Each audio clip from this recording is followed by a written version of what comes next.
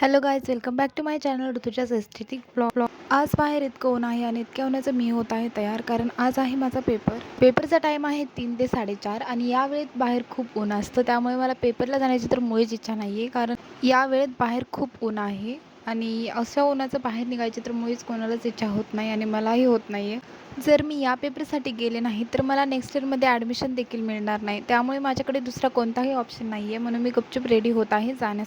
मी सुरुवातीला मॉइश्चरायझर लावलं आणि मग पॉन्ड्स पावडर आणि मग लिप बाम लावला आणि थोडेसे आणि सनस्क्रीन पण मी यूज केली, कारण बाहेर खूप ऊन आहे आणि एवढ्या उन्हाचं मग लावली छोटीशी टिकली.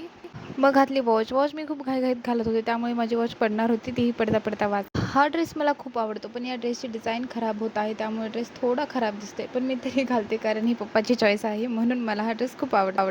आणि फायनल लुक माझं हे असं आहे. नंतर लक्ष्मण आला. तो खूप घाई करत होता, कारण तो मला कॉलेजवर सोडणार होता, म्हणून मी पटकन स्कार्फ बांधला. मी बाहेर निघते वेळी स्कार्फ बांधून निघते, मध्ये मध्ये गौरी करते आहे. रामला त्याच्या मित्राकडे सोडायचं होतं, म्हणून त्याला मित्राकडे सोडलं आणि मी माझ्या फ्रेंडला घेऊन कॉलेजमध्ये आलो.